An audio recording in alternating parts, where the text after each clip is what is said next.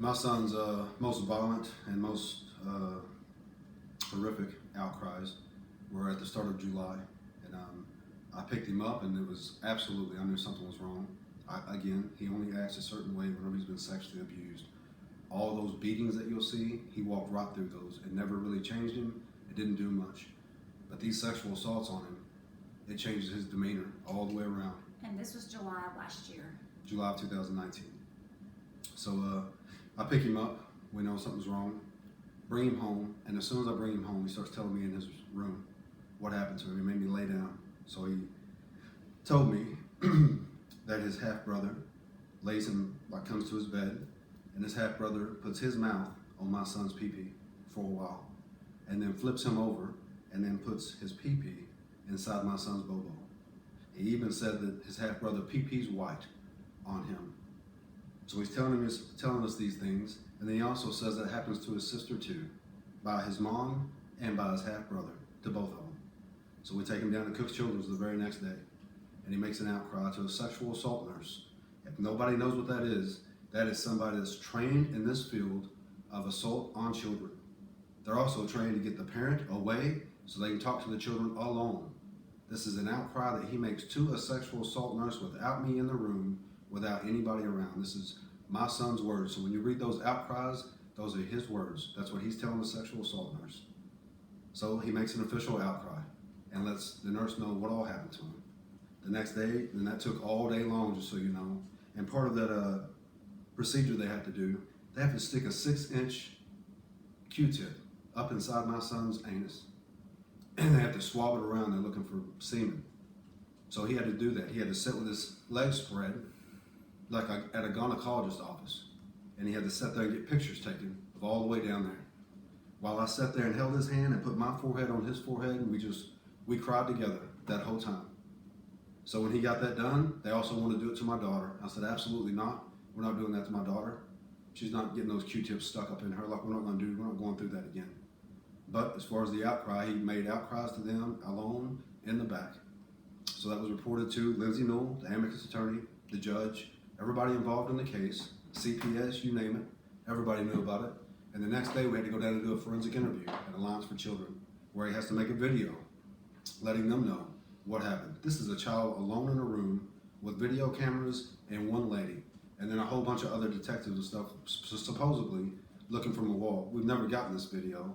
All we know is that he did make another official outcry that day at Alliance for Children in front of the Crimes Against Children Unit, Detective Rodriguez, and in front of the CPS investigator.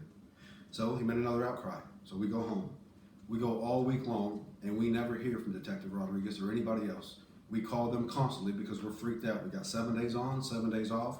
On Friday, my son's supposed to go back home. So nobody's getting back to us, no one letting us know anything at all. Finally, right before, he told me that we did have to let them go back home, and that he would be personally checking in, that they'd be checking in on them to make sure they're safe. They'll be checking in on them often, and this won't happen again while they do their investigation. So I had to trust them. I had to just do exactly what I did not want to do and follow the course. So they went home. We got 7 days, and you can imagine what that 7 days was like, waiting to see if my kids were okay. So then we show up at our 7 days, and right when I saw him, right when he was on the sidewalk pulling up, I knew that shit had happened again.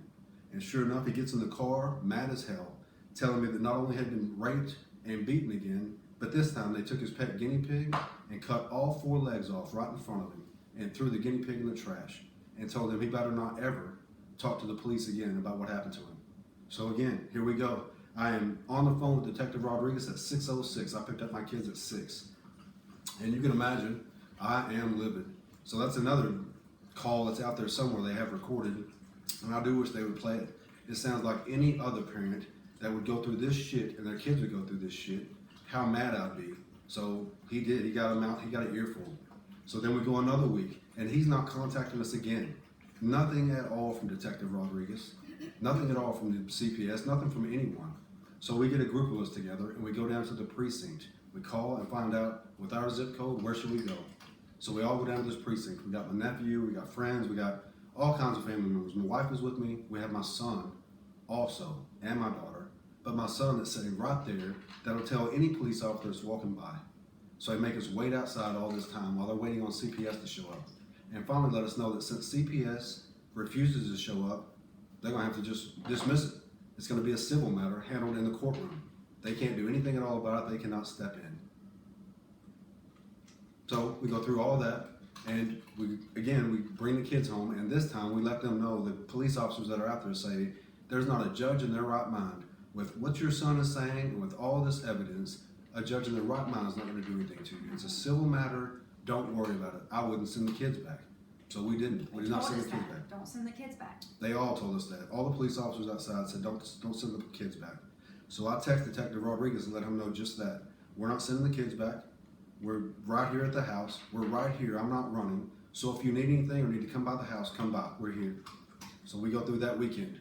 And then as soon as the next week comes in, we get a summons for an emergency court hearing and to bring my kids with me.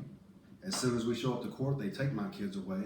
Crystal Baird does, the court investigator. And I asked her, I knew it was gonna happen, but I'm like, are we going to get to see them again, or is this it? And I was crying. She was like, oh no, you're gonna get to see them again, it's okay. And she takes the kids and we go into the courtroom.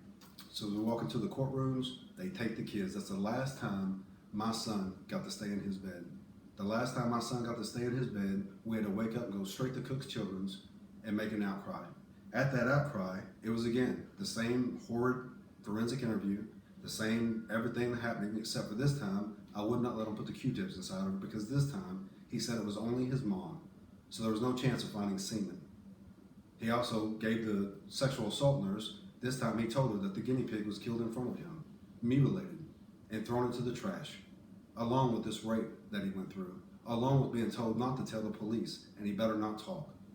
So this sexual assault nurse testified in court, there's no way that she would let those children go home with that mother. And then there was police sitting outside.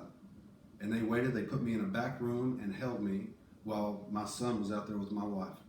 And before we even got outside, waiting on mom to pick up the kids in the emergency room, he told us when we were telling him, you're about to see mom, she's about to come pick you up. He stopped playing with the toys they had given him and he turned to us and he said, she's going to hurt me.